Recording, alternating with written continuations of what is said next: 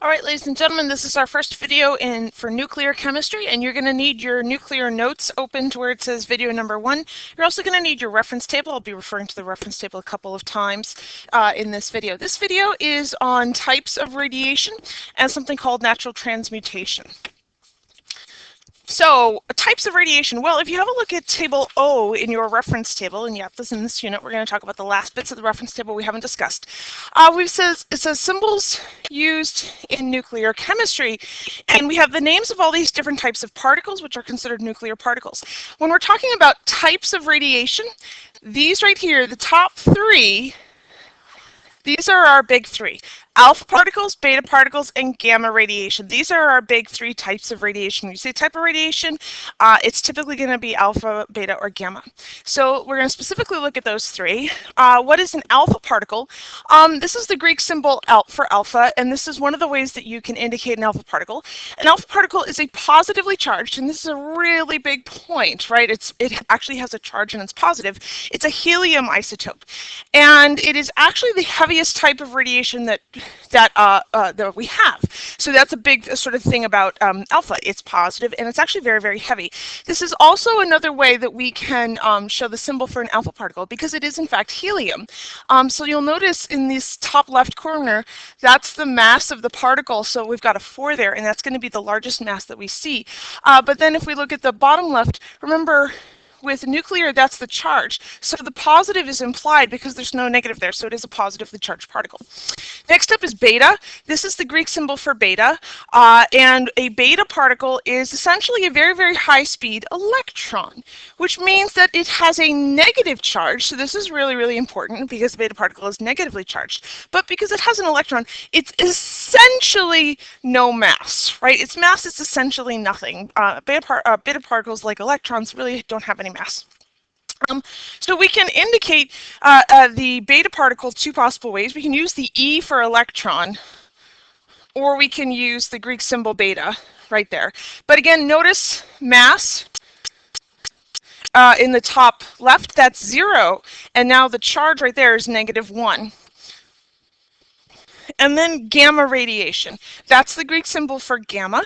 And this type of radiation is essentially pure energy, meaning that there's no mass and no charge. So the symbol for gamma radiation is right here. Mass number of 0, but also a charge of 0.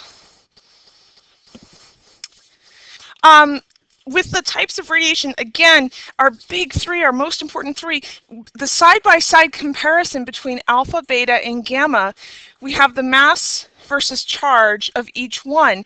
And this is a huge distinguishing factor for these three.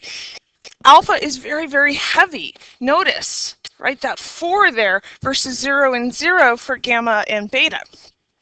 Likewise, alpha is positive. It has that +2 charge versus the negative charge versus no charge on gamma. Now, penetrating abilities, because the big thing about radiation is if you want to protect yourself from it, you have to know, like, what does it take to stop the radiation?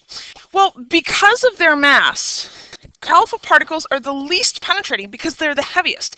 And if you look at this picture, notice that the alpha particle is stopped by the sheet of paper. That's actually all you need to protect yourself from alpha radiation. In fact, your skin is enough of a barrier if alpha radiation is coming to you from the outside to stop alpha radiation. Your skin is sufficient. If you were to ingest alpha radiation, now it's not, because the insides of your if in your stomach and in your lungs, the lining is not very thin at all. Is not very thick at all. So alpha radiation can get in that way. But if it's coming from the outside, your skin is sufficient. Beta particles, on the other hand, now their mass is essentially 0 because it's an electron, but it's not completely 0. So they can get through the paper, but they'll be stopped by a relatively sort of medium thick piece of lead or something else that's a little bit thick. Half a centimeter isn't really all that big. But gamma rays. These are the most dangerous types of radiation because they have no mass and they have no charge. So they can actually penetrate. They have the greatest what we call penetrating ability. And it takes a large amount of stuff to stop them.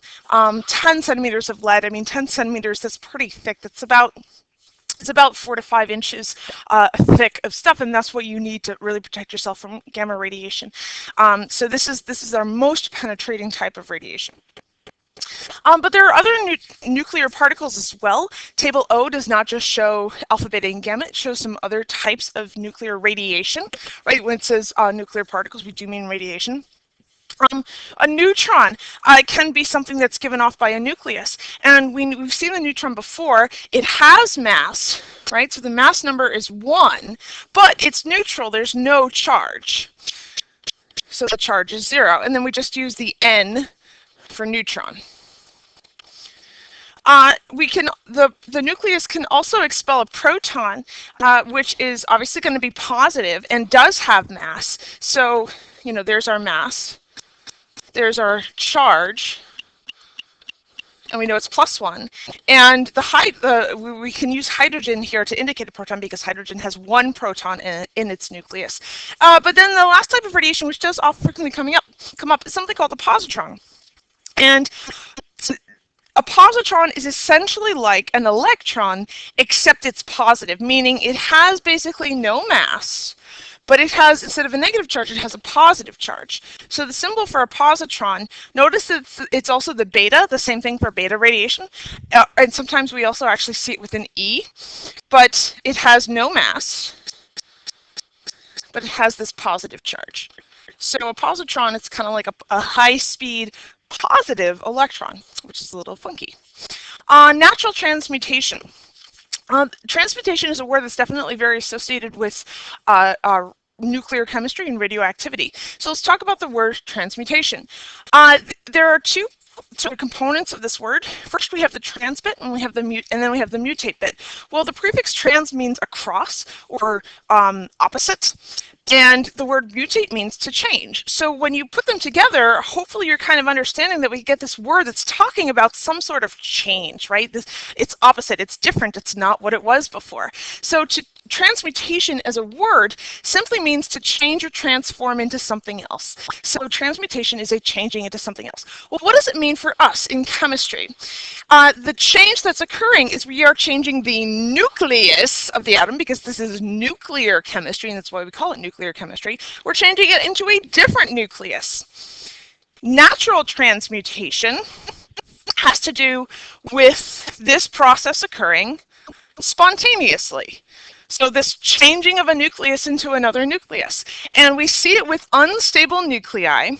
And these unstable nuclei will spontaneously, meaning on their own, give off a particle. And when they do that, they become more stable after they emit the particle. But that process of giving off the particle has now changed the nucleus into something that it wasn't before. It has somehow altered and affected the nucleus. The nucleus has changed. So it's a transmutation. But we call it a natural transmutation because this process occurs without any outside influence. It happens on its own. So it's a natural process. It occurs on its own. It spontaneously decays. Table O, going back to table O again, lists the possible decay modes, and it's the types of particles given off by different radioisotopes. So notice that, like with table O, we've got alpha particles, beta particles, positrons, etc., etc. Table O is listing all possible decay modes. And table N, which is another one that I want to bring your attention to, it's called selected radioisotopes.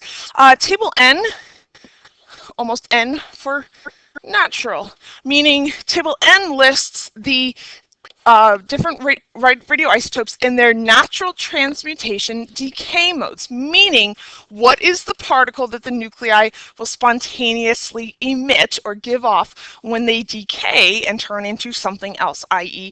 transmutation.